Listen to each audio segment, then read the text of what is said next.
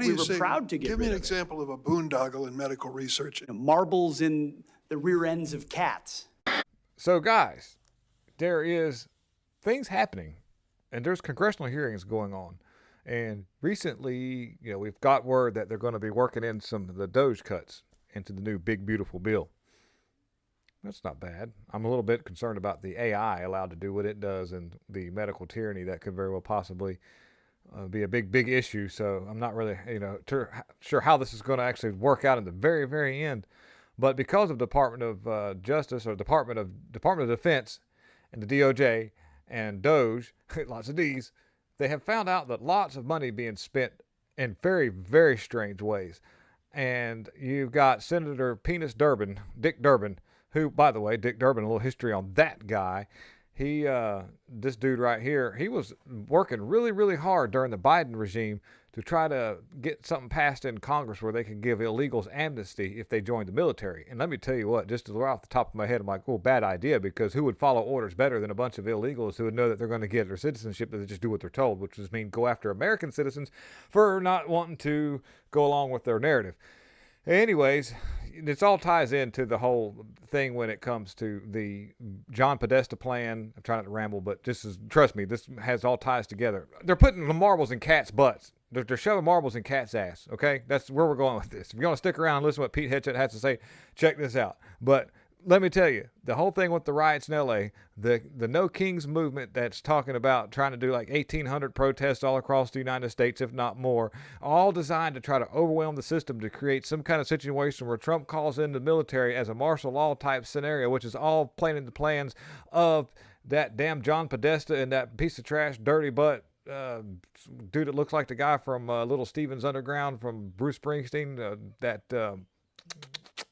he was wearing. I can't think anymore. Anyways, that guy, you know what I'm talking about. Where's check this out. Here we go. Tell you what I've done about it. As chairman of this subcommittee at one point in time, we have dramatically increased the medical research to protect the men and women in uniform. As we learn these things, we want to get to the bottom of it as quickly as possible.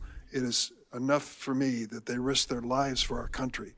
We shouldn't make it a more dangerous situation, and we ought to understand what's going on in their minds and their bodies when they serve. And as a result of that, we have dramatically increased defense medical research. I think we owe it to the men and women in uniform.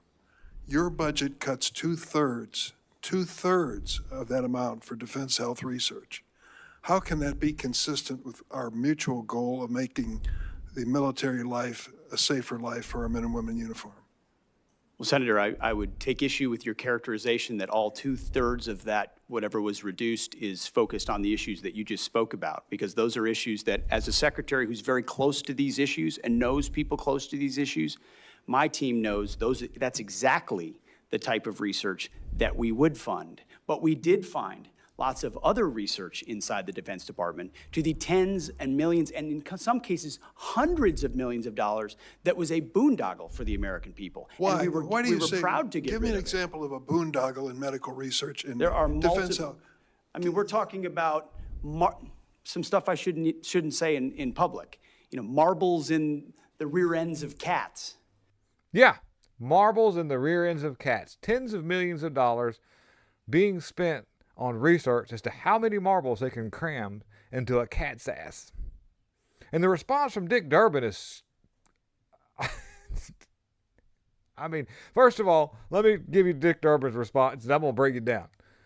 Tens of millions of dollars, things that don't have like the a connection to what you're talking about. So I respect the 350-year-old Social Security check that the president told us. Senator, I respect completely the issue that you're speaking with, and this department couldn't be more sympathetic to that and ensure that it's funded. But the Defense Department has been a place where organizations, entities, and companies know they can get money almost unchecked to whether or not it actually applies to things that happen on the battlefield. That's what we worked very hard to find in ways that other secretaries have not. Let me tell you, this committee and others talk about waste, fraud, and abuse all the time. We have actually gone after waste, fraud, and abuse. Dude, so there you have it. It's wasteful to spend money on shoving marbles into a cat's ass. It's fraudulently doing and spending money that's probably way more than what it costs, and a lot of the money through people who are weird, and it's abuse to the cats.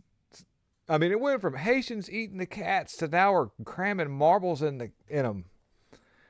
What is the deal? And you've got Dick Durbin, who's an absolute dirtbag, and he's going to try to throw out some kind of thing like a 350-year-old getting Social Security, which they were on the Social Security list of people as a recipient. The country's not even 350 years old.